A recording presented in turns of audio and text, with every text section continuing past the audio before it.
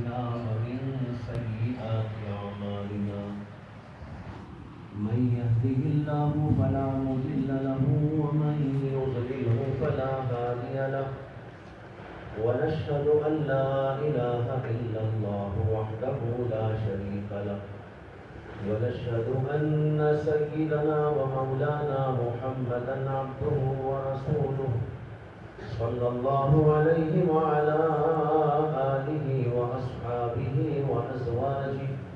وأزواجه وذرياته وسلم تسليما كثيرا كثيرا.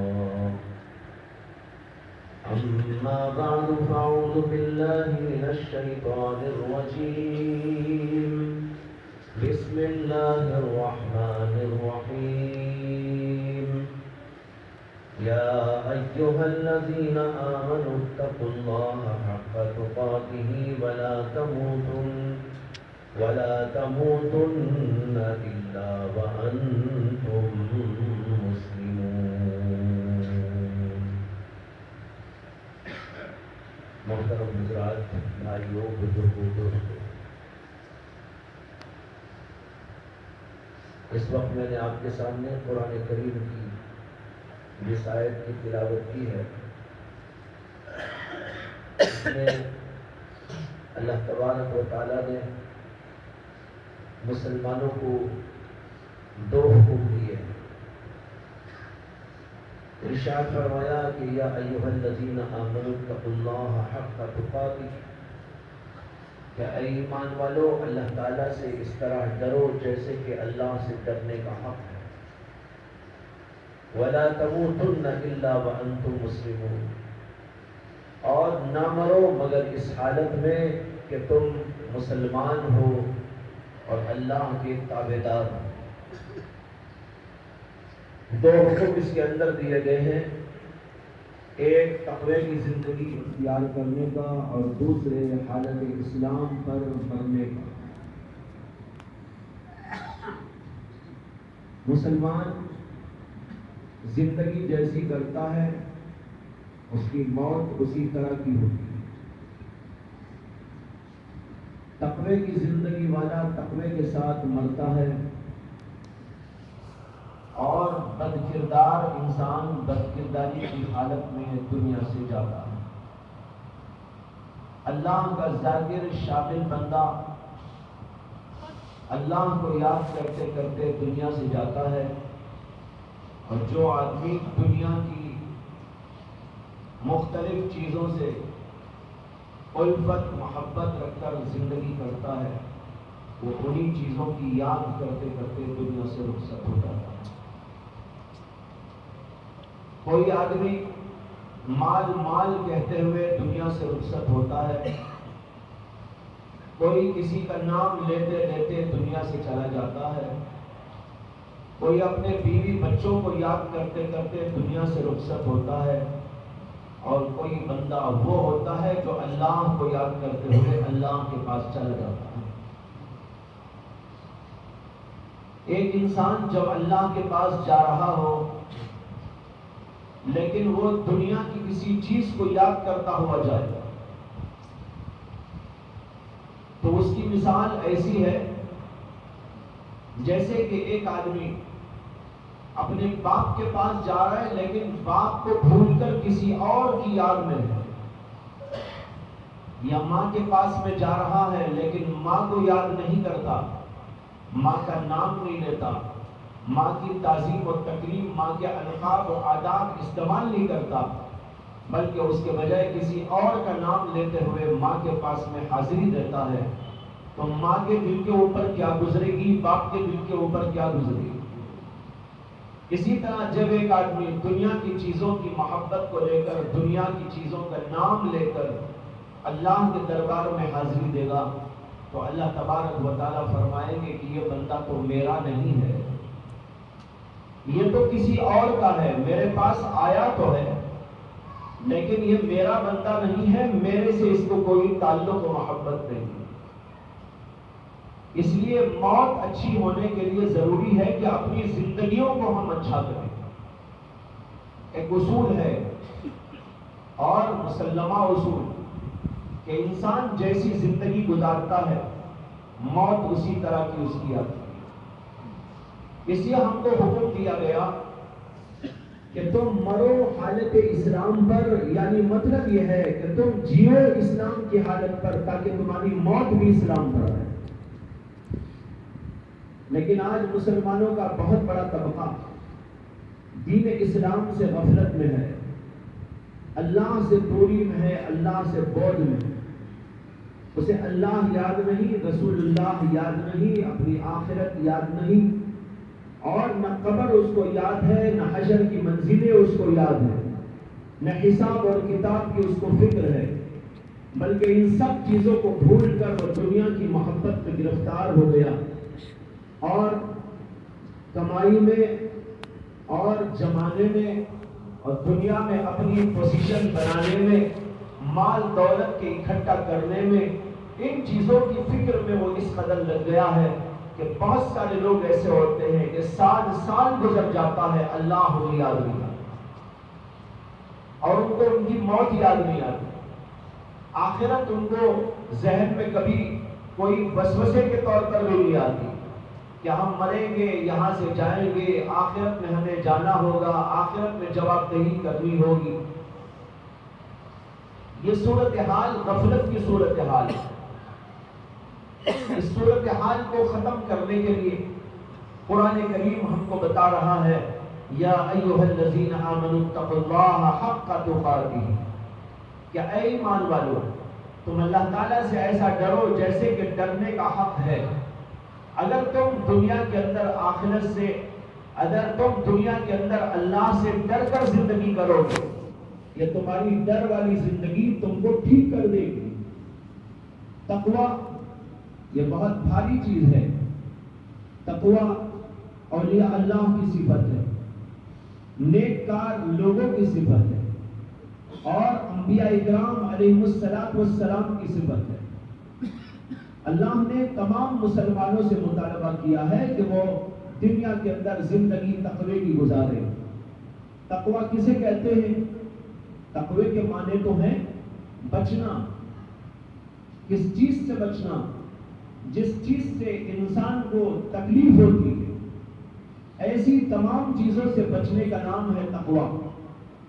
جیسے ایک انسان سانپ سے بچتا ہے، اس لیے کہ سانپ اس کو تکلیف پہنچانے والا جانور ہے.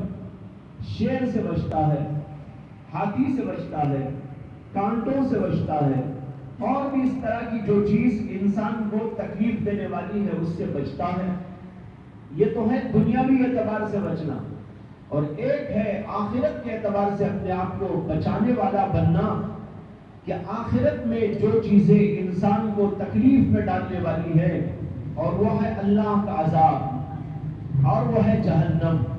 جہنم سے اپنے آپ کو بچانے کا نام ہے تقوی. جہنم سے کیسے بچائے گا انسان؟ جب وہ اللہ کے احکام پر چلے گا. اللہ تبارک و تعالیٰ نے دو قسم کے احکام دیے، ایک کو کہتے ہیں مامورات، ایک کو کہتے ہیں منہیات. مامورات کے معنی وہ حکم اللہ کے جن کے کرنے کا اللہ نے حکم دیا، جیسے نماز پڑھو، روزہ رکھو، زکوٰۃ دو، حج کرو، قرآن کی تلاوت کرو، اللہ کو یاد کرو، اور اس طرح کے بہت سارے احکام ہیں جن کے کرنے کا اللہ نے، رسول اللہ صلی اللہ علیہ وسلم نے ہم کو اور آپ کو حکم دیا ہے. ان کاموں کا نام ہے مامورات. اور کچھ اللہ کے احکام وہ ہیں جن میں ہمیں کچھ چیزوں سے منع کر دیا گیا. جھوٹ نہ بولو، زنا نہ کرو، اور دھوکے بازی نہ کرو، اور رشوت خوری نہ کرو، سود کا لین دین نہ کرو، شراب نہ پیو، اور مختلف قسم کے احکام جن میں اللہ نے ہمیں منع کیا کہ یہ کاموں سے تم باز آ جاؤ. ایسے کاموں کو کہتے ہیں منہیات. اللہ نے جو حکم دیا کرنے کا وہ، اور اللہ نے جو حکم دیا نہ کرنے کا وہ، ان دونوں چیزوں کو جب آدمی اپنے عمل میں لاتا ہے اس کو کہتے ہیں تقوی. جو کرنے کا کام ہے اس کو بھی کرے، جو نہیں کرنے کا کام ہے اس سے بچ جائے. جب دونوں کام یوں کرے گا تو اس کا نام ہو گیا تقویٰ. اور اگر انسان نماز تو پڑھ رہا ہے، روزہ تو رکھ رہا ہے، ذکر و تلاوت بھی کر رہا ہے، لیکن جھوٹ سے بچتا نہیں، حسد سے نہیں بچتا، غیبت سے نہیں بچتا، دھوکے بازی سے نہیں بچتا، تجارت کی منڈیوں میں بیٹھ کر جھوٹ بول بول کر کاروبار کرتا ہے، یہ آدمی تقوی والا کبھی نہیں ہو سکتا. لیکن بعض لوگ ایسے ہوتے ہیں جو ماشاءاللہ نماز تو بہت پڑھتے ہیں لیکن جھوٹ بھی بولتے ہیں اور ساتھ ساتھ دھوکے بازی بھی کرتے ہیں. عیسیٰ کی ٹوپی موسیٰ کو، موسیٰ کی عیسیٰ کو پہناتے رہتے ہیں اور اس فن میں بڑے ماہر بھی بن جاتے ہیں. اسی طریقے پر کچھ لوگ ایسے ہوتے ہیں کہ وہ تہجد گزار بھی ہوتے ہیں لیکن اس کے ساتھ ساتھ ماں باپ کی تابعداری نہیں کرتے، لوگوں کے ساتھ حسن معاشرت سے نہیں پیش آتے، لوگوں کے ساتھ ان کا کردار، ان کا اٹھنا اور بیٹھنا پاکیزہ نہیں ہوا کرتا.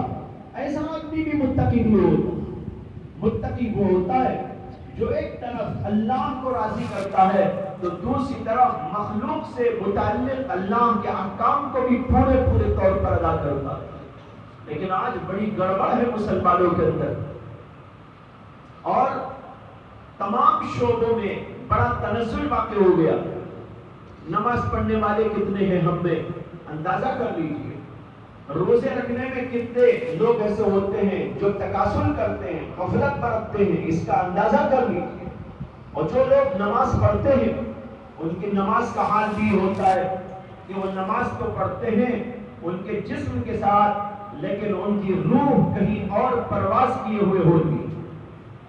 اللہ کے سامنے کھڑا ہوا ہے بندہ لیکن جسم کے ساتھ کھڑا ہے، روح اس کی کہیں اور ہے، دل اس کا کہیں اور ہے، بازاروں میں گشت کر رہا ہے. اسی لیے حکم ہے کہ نماز کو صحیح طور پر پڑھو، خشوع اور خضوع کے ساتھ میں پڑھو. یہ نماز تمہیں اللہ تک پہنچائے گی. بہت سارے لوگ کہتے ہیں کہ ہم تو نماز پڑھتے ہیں لیکن نماز میں ہمیں اللہ تک نہیں پہنچایا.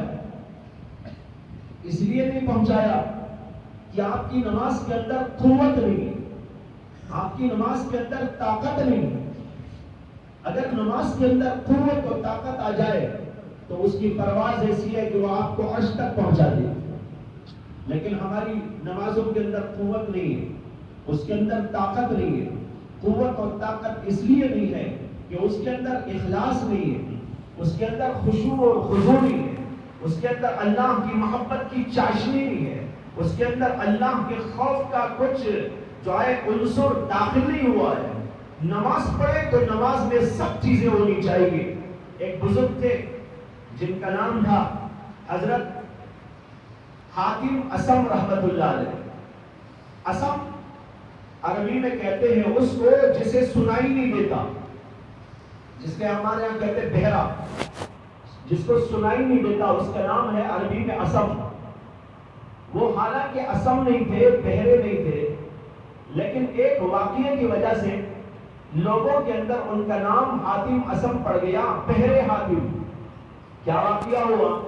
کہتے ہیں کہ وہ حاتم جو تھے ڈاکٹر تھے، اپنے زمانے کے طبیب حکیم تھے، بہت بڑے اللہ والے بھی تھے. پہلے زمانے میں ڈاکٹر ہوتے تھے بڑے اللہ والے، انجینئر ہوتے تھے بڑے اللہ والے، اور تاجر ہوتے تھے بڑے اللہ والے، بلکہ بادشاہ بھی ہوتے تھے بڑے اللہ والے. لیکن اب ایسا زمانہ آ گیا کہ جس کو ہم دیندار سمجھتے ہیں وہ بھی دیندار نہیں، جس کو دیندار سمجھتے ہیں وہ بھی دیندار نہیں. پہلے زمانے میں ڈاکٹر بھی دیندار، ڈاکٹر بھی اللہ کا ولی، انجینئر بھی اللہ کا ولی، اور تاجر بھی اللہ کا ولی، حتیٰ کہ بادشاہ وقت بھی اللہ کا ولی. لیکن زمانہ گزرتے گزرتے نوبت یہاں تک آ گئی کہ داڑھی تو ہے لیکن دین نہیں ہے، نماز تو ہے لیکن پورا دین اس کے پاس بھی نہیں ہے، اور چھپا کھپا تو ہے لیکن اندرونی حالت اس کی اللہ سے تعلق کی برابر نہیں ہے. یہ زمانہ ایسا دور ہوتے ہوتے یہاں تک پہنچا دیا ہم لوگوں کو. تو حاتم اصم اپنے زمانے کے بہت بڑے طبیب اور ڈاکٹر تھے، اور ان کا مطلب اور ان کی کلینک تھی جس کے اندر لوگ بہت سارے آتے ہیں اور وہ لوگوں کا علاج کرتے تھے۔ وہ اپنے مطلب میں بیٹھے ہوئے تھے، لوگوں کا ہجوم تھا، اسی ہجوم میں ایک بوڑھی عورت بھی آئی تھی علاج کروانے کے۔ حضرت حاتم اصم ایک آدمی کو دیکھتے جا رہے تھے، ایک کے بعد ایک ان کے پاس آ رہے تھے، اپنی بیماریاں بتا رہے تھے اور وہ لوگوں کا علاج معالجہ بتا رہے تھے۔ نمبر لگا اس بوڑھی عورت کا، لیکن اتفاق ایسا ہوا کہ جب وہ بوڑھی عورت حاتم اصم کے قریب آئی تو اچانک اس کی ریح خارج ہو گئی۔ ریح خارج ہوئی، آواز آ گئی، تو اس بیچاری کو بڑی شرمندگی ہوئی، اور ایسا ہو جائے تو شرمندگی بھی ہوتی ہے، ارے میرے سے کیا ایسا ہو گیا، اچانک ایسی بات، حالانکہ غیر اختیاری بات ہے، لیکن غیر اختیاری ہونے کے باوجود آدمی کو اس سے شرم آتی ہے، تو وہ عورت بڑی شرمندہ ہوئی۔ خیر شرمندہ تو ہوئی، لیکن بہرحال اسے علاج کے لیے ان کے قریب آنا تھا، وہ آ کر بیٹھی سامنے۔ تو حضرت حاتم اصم سمجھ گئے کہ یہ بیچاری میرے پاس آتے ہوئے اس کی ہوا خارج ہونے کی وجہ سے شرمندہ ہو گئی ہے، اس کی شرمندگی کو دور کرنا چاہیے۔ تو انہوں نے کیا کیا کہ اپنے آپ کو اچانک بہرا بنا لیا۔ جب وہ سامنے آئی اور وہ کہنا چاہی کہ حکیم صاحب مجھے ایسا ہے، یہ پریشانی ہے، یہ بیماری ہے، تو حاتم اصم کہنے لگے ارے کیا ہے، ذرا زور سے بولو، میں بہت کم سنتا ہوں۔ حالانکہ بہرے نہیں تھے، لیکن ایک عورت کی شرمندگی مٹانے کے لیے بہرے بن گئے۔ اب وہ عورت ذرا زور سے بول رہی ہے، اس کے باوجود حاتم صاحب کہتے ہیں نہیں اور ذرا زور سے بولو، مجھے سنائی نہیں دیا، کیا بولا آپ نے؟ اور وہ بیچاری اور زور سے بول رہی ہے۔ حاتم صاحب کہتے ہیں کہ ارے اور زور سے بولو، تو بہت زور سے بلوا کر تب کا اچھا ٹھیک ہے، یہ ہے بیماری تمہاری۔ اس کے بعد علاج کر دیا، علاج لکھ دیا اور اس کو بھیج دیا۔ اس کے بعد زندگی بھر وہ جو ہے اپنے آپ کو بہرا ہی بنائے رہے۔ کیوں؟ اس خیال سے کہ اگر آج تھوڑی دیر کے لیے میں ایسا کیا اس کے سامنے ایکٹنگ، اور پھر اس کے بعد میں ہو گیا لوگوں کے سامنے صحیح، تو لوگوں میں یوں مشہور ہو جائے گا کہ بھئی وہ اصم تو نہیں ہے، یوں ہی ویسے ہی ہو گیا تھا۔ اگر یہ بات اس عورت تک کبھی بھی کان میں پڑے گی تو تب اس کو شرمندگی ہوگی۔ اس لیے جب تک وہ زندہ رہی، بلکہ اپنی پوری زندگی وہ اسی طرح اصم کے اصم، بہرے کے بہرے بنے۔ لیکن آج ہم لوگوں کو شرمندہ کر دیتے ہیں۔ ہمارا حال یہ ہے کہ ہم جان بوجھ کر لوگوں کو شرمندگی میں مبتلا کرتے ہیں۔ کوئی بات کسی کی ہے تو بول بول کے بتاتے ہیں، بول بول کر اس کے سامنے اظہار کرتے ہیں، اچھا ایسا اور ایسا، اور تم نے ایسا کیا، تم نے ایسا کیا، تم سے یہ ہو گیا، تم سے یہ ہو گیا، تاکہ ہمارے سامنے والا زیادہ سے زیادہ شرمندہ ہو جائے، اور اس کی شرمندگی کو ہم لوگ اپنی جو ہے تسلی کا سامان بنا لیں۔ کس قدر بری بات ہے یہ جو آج ہم لوگوں کے درمیان پیدا ہو گئی۔ ان اہل اللہ نے ہمیں کیا سبق پڑھایا تھا؟ سبق یہ پڑھایا کہ کسی کو شرمندہ نہ کرو۔ اور ایک حدیث یاد آ گئی، یہاں پر عرض کر دوں کہ رسول اکرم صلی اللہ علیہ وسلم نے ارشاد فرمایا کہ جب کوئی بندہ کوئی غلط کام کر لے اور وہ اللہ سے توبہ کر لے، لیکن دوسرا آدمی اس کے باوجود اس آدمی کو وہ گناہ یاد دلا کر شرمندہ کرے، اللہ کے نبی کہتے ہیں یہ آدمی جو اس کو آر دلا رہا ہے اس گناہ کی، جب تک خود اس گناہ میں مبتلا نہیں ہوگا اس کی موت نہیں آئے گی۔ لیکن آج یہ کتنے بڑے بڑے گناہ ہم سے ہو رہے ہیں، کس طرح لوگوں کو شرمندہ کر رہے ہیں، کس طرح لوگوں کو ننگا کرنے کی کوشش کی جا رہی ہے۔ اللہ ہم سب کی حفاظت فرمائے۔ بہرحال میں حاتم اصم کا نام اس لیے لیا کہ ایک قصہ ان کا نماز کے بارے میں ہے۔ کہتے ہیں کہ ان سے کسی نے کہا کہ میں نماز پڑھنا چاہتا ہوں تو نماز کیسے پڑھوں خشوع و خضوع کے ساتھ، ذرا اس کا طریقہ بتا دیجیے۔ حضرت حاتم اصل نے کہا کہ جب تم نماز کے لیے کھڑے ہو تو یہ سمجھ کے کھڑے ہونا کہ اللہ تمہارے سامنے ہے اور جنت تمہارے دائیں طرف کو ہے اور بائیں طرف تو تمہارے جہنم ہے اور پیچھے موت کا فرشتہ روح قبض کرنے کے لیے کھڑا ہوا۔ انہوں نے کہا ایسی حالت میں جب تم نماز پڑھو گے تو تمہاری نماز خشوع و خضوع والی ہو جائے، سامنے اللہ کو، پیچھے موت کے فرشتے کو، داہنی طرف جنت کو، بائیں طرف دوزخ کو۔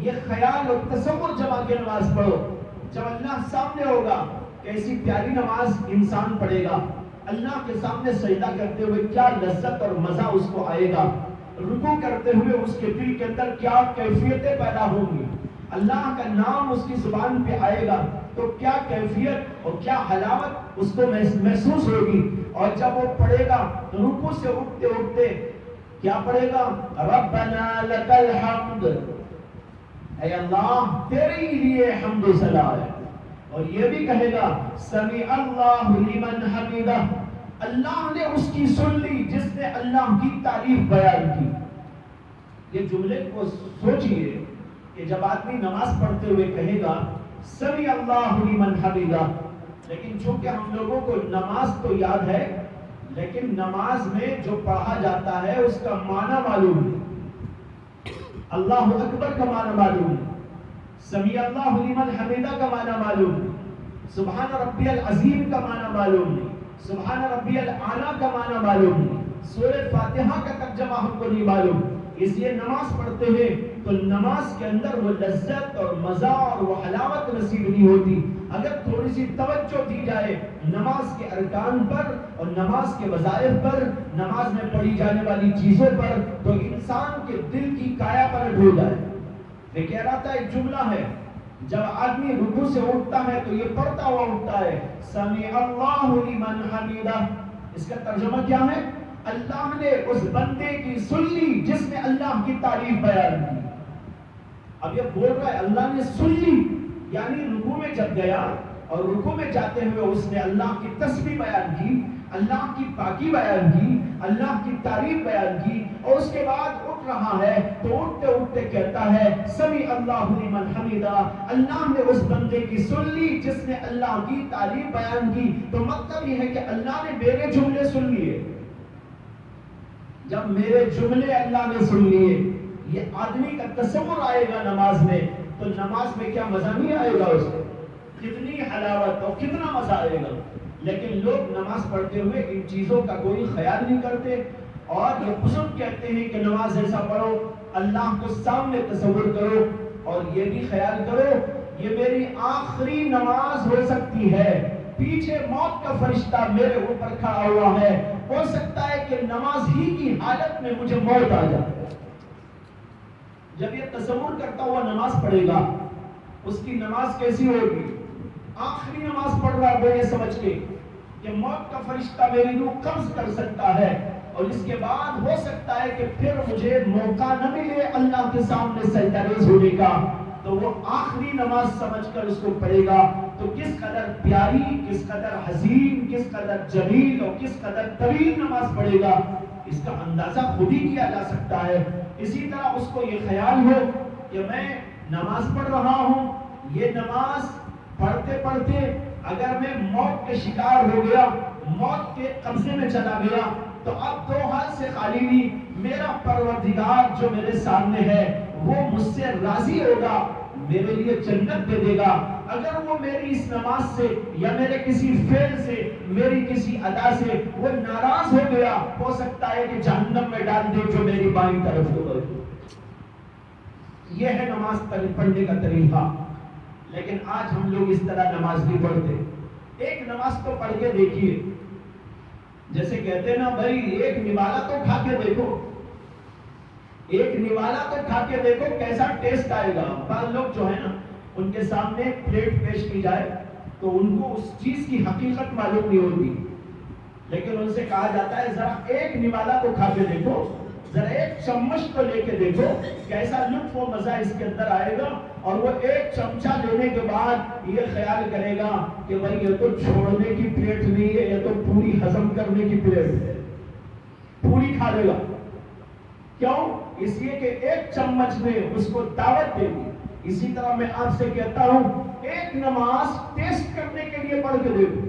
ابھی نماز آنے والی ہے کچھ ہی دیر کے بعد، وہ کون سی؟ عشاء کی نماز آپ پڑھیں گے۔ اس عشاء کی نماز میں آپ اس کا اہتمام کریں۔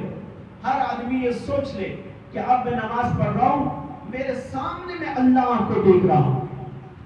چنانچہ حدیث میں بھی آتا ہے، اللہ کے نبی علیہ السلام تشریف فرما تھے، حضرت جبریل امین علیہ السلام آپ کی خدمت اقدس میں آئے اور انسانی شکل میں آئے، جن کو صحابہ پہچان نہیں سکے، اور انہوں نے اللہ کے نبی صلی اللہ علیہ وسلم سے چند سوالات کیے، اور انہی میں سے ایک سوال انہوں نے کیا، مل احسان، احسان کسے کہتے ہیں؟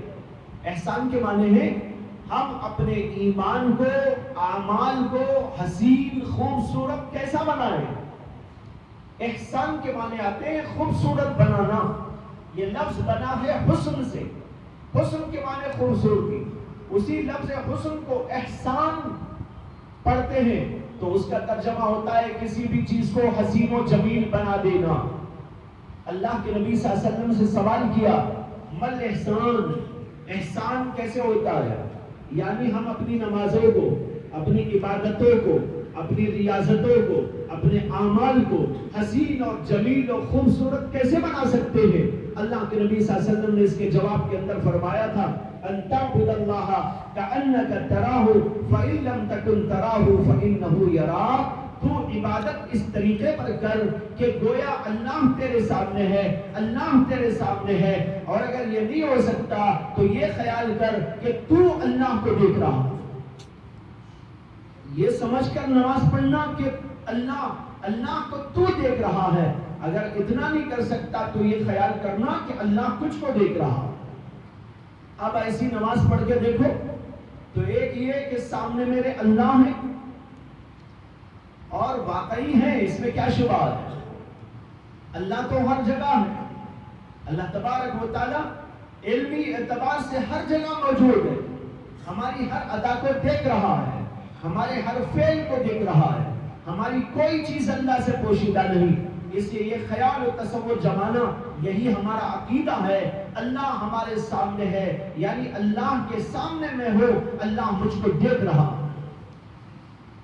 دوسرے تصور جماؤ، موت کا فرشتہ تو کبھی بھی آ سکتا ہے، اور یہ کوئی ایسی ویسی بات تو ہے نہیں۔ موت کے فرشتے کے آنے کا وقت تو ہم کو بتایا نہیں گیا، وہ جب چاہے آ سکتا ہے، ہمیں علم نہیں ہے اس کا۔ جس کا جو وقت مقرر ہے اس وقت میں موت کا فرشتہ آ جائے گا، اور مہلت کسی کو نہیں دیتا، نہ بادشاہوں کو دیتا ہے، نہ ولیوں کو دیتا ہے، نہ متقیوں کو دیتا ہے۔ صرف ایک ہستی ایسی ہے، ایک ہستیاں ایسی ہیں جن کو اللہ کا فرشتہ آ کر پہلے اجازت دیتا ہے، وہ حضرات انبیاء اکرام علیہ السلام۔ حضرات انبیاء سے آ کر وہ پوچھتا ہے، اللہ کا میں فرشتہ روح قبض کرنے کے لیے آیا ہوں، اگر آپ کی اجازت ہو تو روح قبض کر لوں۔ باقی انبیاء کے علاوہ کسی سے وہ پوچھتا نہیں، آتا ہے روح قبض کر کے لے جاتا ہے، اور کسی کو مہلت نہیں، اور پتہ کسی کو ہے نہیں۔ اس لیے یہ سمجھ کر نماز پڑھے، ہو سکتا ہے کہ میری یہ آخری نماز ہو، میرا یہ آخری سجدہ ہو، میرا یہ آخری قیام اور قعود اور آخری اللہ کے سامنے کھڑا ہونا ہو۔ یہ سمجھ کے نماز پڑھے۔ جب آدمی کو موت کا تصور قریب سے قریب تر ہوتا ہے تو وہ بے شمار چیزوں سے، گناہوں سے اپنے آپ کو بچا لیتا ہے، اور جب نماز میں ایسا تصور کر کے کھڑا ہوگا، نماز انتہائی حسین و جمیل پڑھتا ہے۔ اگر یہ تصور ہوگا گناہ سے بھی بچے گا عام حالات میں، اور نماز میں تصور کر کے کھڑا ہوگا تو نماز پڑھے گا بڑی شاندار۔ ایک بزرگ کا قصہ ہم نے اپنے اساتذہ سے سنا ہے، کہتے ہیں کہ ایک بزرگ ایک جنگل میں رہتے تھے، اور اس زمانے کا بادشاہ ان سے ملنے کے لیے گیا. ملاقات ہو گئی. ملاقات پر اس بادشاہ نے دیکھا کہ ان بزرگ کے پاس کھانے پینے وغیرہ کا کوئی سامان ہی نہیں ہے وہاں جنگل میں. تو اس کو بڑا تعجب ہوا کہ یہ یہاں پر رہتے ہیں, نہ کوئی برتن ہے, نہ کھانے کی کوئی چیز ہے, نہ کوئی غذاؤں کا نظام یہاں موجود. تو بادشاہ نے کہا کہ آپ اس جنگل میں رہتے ہیں, کھاتے کیا ہیں؟ تو ان بزرگ نے کہا کہ بھائی میرے پاس ایک گولی ہے, وہ کھا لیتا ہوں, وہ گولی کھا لیتا ہوں, طاقت آ جاتی ہے, اسی سے میں اللہ کی عبادت کر لیتا ہوں. بادشاہ کو بڑا تعجب ہوا کہ گولی کیسی ہوتی ہو کہ ایک گولی انسان کھا لے اور اسی سے اس کے لیے تمام غذاؤں سے دستبرداری ہو جائے. تو اس نے بڑے تعجب سے کہا ارے حضرت وہ کیسی گولی؟ انہوں نے کہا یہ گولی لو, میرے پاس میں ہے, تم بھی کھاؤ. تو ایک گولی اٹھا کر بادشاہ کو دے دی. تو بادشاہ جو ہے اس کو لے کر اپنے ساتھ چلا گیا. جا کر اس کے بعد رات میں اس کو کھا لیا. کھایا تو ایسی طاقت آئی اس کے جسم کے اندر کہ وہ حیران ہو گیا, اور ظاہری یعنی کھانے پینے کی کوئی چیز کی ضرورت بھی نہیں پڑی, اور اسی کے ساتھ جو شہوانی قوتیں ہیں وہ بھی اس کی بہت بیدار ہو. بیوی سے ملاقات کیا لیکن اس کے باوجود اسے تسلی نہ ہوئی. اپنی باندیوں سے ملاقات کیا, اس کے باوجود تسلی نہ ہوئی. کئی باندیوں کو اپنے جو ہے استعمال میں لے آیا, اور یہ سمجھنے لگا کہ بھئی اس ایک گولی میں اتنی بڑی طاقت ہے کہ میں اس کو کھایا تو ایک بیوی کافی نہ ہوئی, کئی باندیوں کی ضرورت پڑ گئی. وہ بزرگ صاحب وہاں بیٹھ کر یہ گولی کھاتے ہیں تو پھر ان کے پاس کتنی عورتیں آتی ہوگی. بدگمانی پیدا ہوگی. بدگمانی بھی بڑا مرض ہے. آدمی بدگمانی میں عجیب طرح مبتلا ہو جاتا. اب وہ بدگمان بھی ہو گیا. خیر اس کے بعد دوسرے دن ان بزرگ کے پاس بل ملنے کو گیا. تو ان بزرگ نے پوچھا رات کو گولی کھائی تھی؟ جی کھائی تھی. کہا کیسی لگی؟ کہا کہ حضرت کیا کہوں, عجیب غریب تماشا ہو گیا. اس نے کہا کیا ہوا؟ ایسا ہوا. ان بزرگ نے کہا لیجیے اور بھی 4-5 گولیاں آپ کو دیتا ہوں, اس کو لے جائیے. اور 4-5 گولیاں اٹھا کے اس کو دے دی. خیر وہ اٹھا کے رکھ لیا, لیکن اندر سے بدگمان بھی تھا ان بزرگ کے بارے میں, بدگمانی کے ساتھ. لیکن زبان پہ نہیں آئی. بدگمانی تو گمان میں رہتی ہے, زبان پہ نہیں آتی. تو گمان میں ہے, زبان پہ نہیں کچھ. خیر گولیاں لے کے جب چلنے لگا تو بزرگ ساتھ کہنے لگے کہ حضور ذرا یہ بھی سنتے جائیے گا کہ مجھے الہام ہو گیا ہے, کشف ہو گیا ہے کہ 40 دن میں آپ کی موت آنے والی ہے. 40 دن میں آپ کی موت آنے والی ہے. اب بیچارہ یہ سنتے ہی وہی ڈھیلا پڑ گیا, پیر لڑکھڑانے لگے, اور ایسی حالت ہو گئی کہ دماغ بھی سوخت ہو گیا. اور جو اس کے لوگ تھے وہ جو ہے بادشاہ کو اس حالت میں دیکھ کر سب کے سب اٹھا کر لے جا کے سواریوں پہ اس کو سوار کرانے لگے. پھر اس کے بعد چون کر کے اسے اپنے محل میں پہنچا دیا. لیکن اب بادشاہ کی طبیعت خراب سے خراب تر ہونے لگی, عجیب سے عجیب تر ہونے لگی. اسے کھلانے کی کوشش, لیکن کھانا کھاتا نہیں ہے.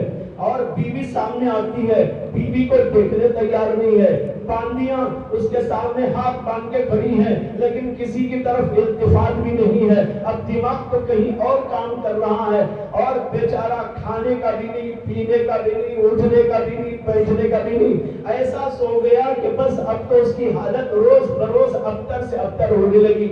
اب ڈاکٹروں کو بلایا گیا, لیکن ڈاکٹر بھی کہنے لگے کہ اسے کوئی دوا بھی کارگر نہیں ہوتی. اب بیچارہ روز بروز آگے ہوتے ہوئے حالت اس کی خراب ہوتی جا رہی ہے.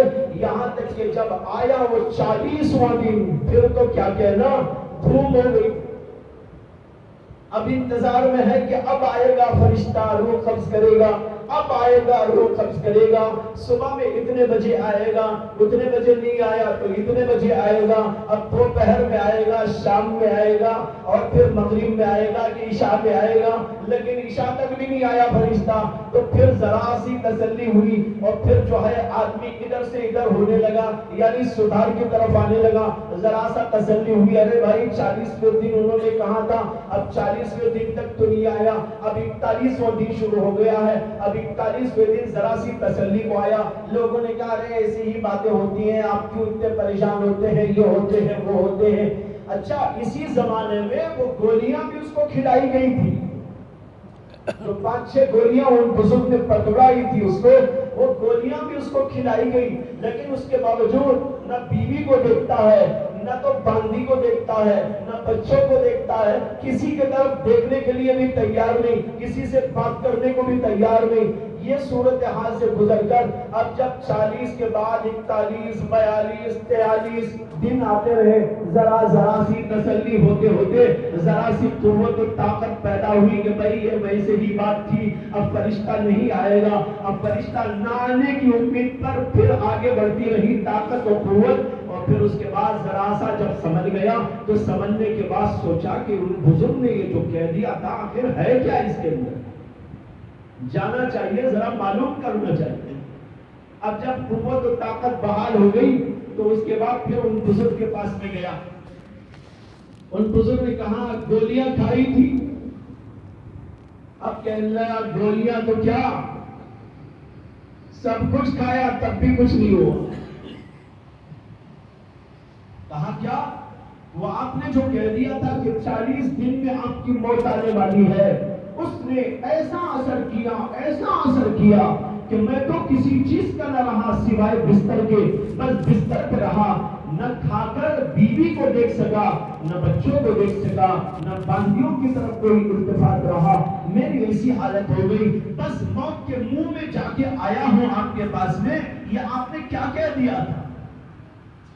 وہ بزرگ کہنے لگے بھائی تم کو 40 دن تک کا وقفہ ملا تھا، میری بات سے کہ 40 دن تک تم کو وقفہ ملا تھا، یہ موت تمہاری 40 دن تک آ سکتی ہے، لیکن ہمارا حال یہ ہے کہ ہم ہر وقت سمجھتے ہیں کہ ابھی موت آ سکتی ہے، تو یہ گولی ہمارے اوپر کیا اثر کرے گی؟ اگر تمہارے اوپر وہ 40 دن کے تصور سے اثر نہیں کرتی تو ہمارے اوپر اب یہ کیا اثر کر سکتی ہے، جبکہ ہم ہر وقت موت کو سامنے دیکھتے ہیں۔ اللہ نے ان بزرگ کو اس کے دل کے وسوسے پر مطلع کر دیا اور بزرگ نے اس طریقے پر اس کا علاج کر دیا۔ اس سے معلوم ہوا کہ جب آدمی کے اوپر یہ بات مسلط رہتی ہے، اور ہم کو یہی سبق پڑھایا گیا، یہ سوچو موت کبھی بھی آ سکتی ہے تم کو، اسی لیے اللہ نے موت کے بارے میں کسی کو پیش گوئی نہیں کر دی، کسی کو نہیں بتا دیا کہ تمہاری موت فلاں تاریخ کو آئے گی۔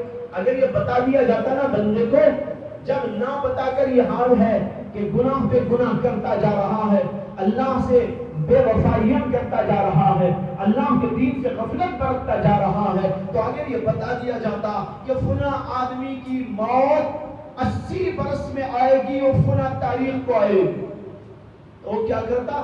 پوری زندگی الٹا سیدھا گزار کر آخر میں جا کے توبہ کر لیتا۔ لیکن اللہ نے ایسا نہیں کیا، اللہ نے ہم کو چوکنا رکھنے کے لیے موت کو ہم سے چھپا دیا۔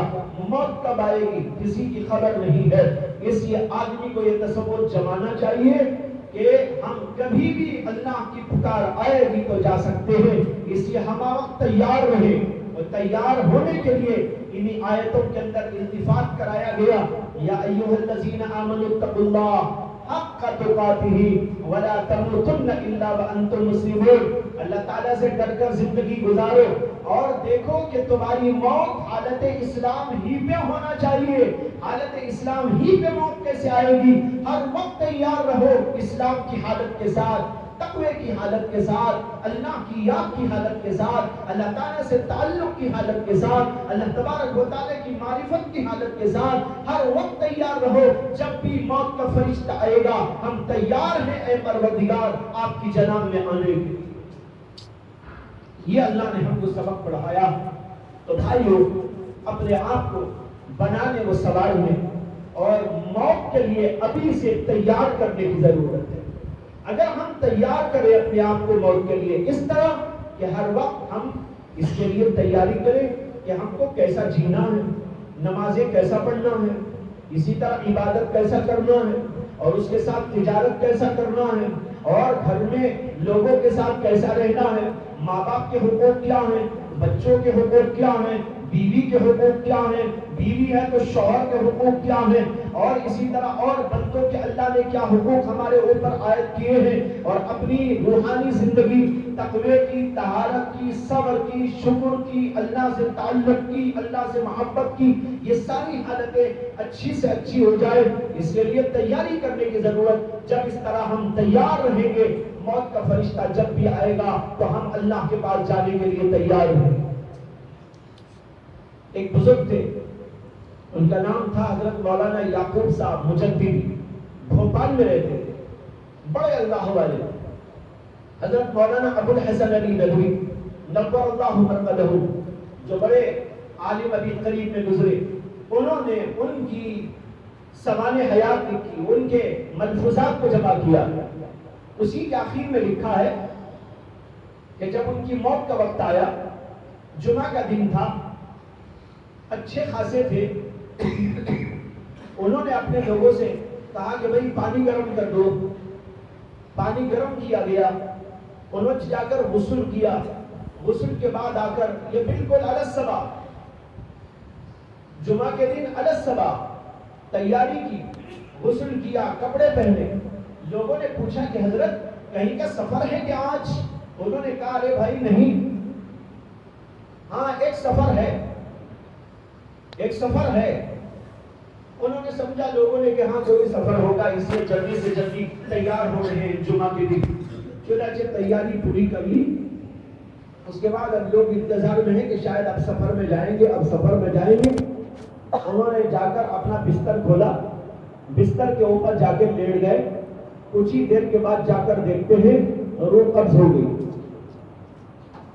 یعنی اللہ کے پاس سفر میں چلے گئے۔ دیکھو کیسے تیاری کرے، یہ ہے تیاری، موت کی تیاری انسان کو کرتے رہنا چاہیے۔ بھائیو، موت سے غفلت نہ کرے، آخرت سے غفلت نہ کرے، اپنی قبر کی منزل سے غفلت نہ کرے، آخرت میں حساب اور کتاب کے مراحل سے غفلت نہ برتے۔ یہ سب ہونے والی چیزیں ہیں، اس کے لیے ہم کو زندگی دی گئی تاکہ اس زندگی میں ہم اس کی تیاری کر کے جائیں۔ جب جائیں اللہ کے دربار میں تو وہاں پر ہم سرخ روئی کے ساتھ میں جا سکیں۔ یہ سبق ہے جو اس آیت کے اندر ہم کو اور آپ کو دیا گیا ہے۔ اللہ سے دعا کرتا ہوں کہ اللہ تعالی ہم سب کو نیک ہدایت، نیک توفیق عطا فرمائے، اور اپنی مرضی کی زندگی عطا فرمائے، اور کلمے کی موت عطا فرمائے، اپنی مرضیات پر جینے اور اپنی مرضیات پر مرنے کی توفیق عطا فرمائے۔ وآخر دعوانا ان الحمد للہ رب العالمین۔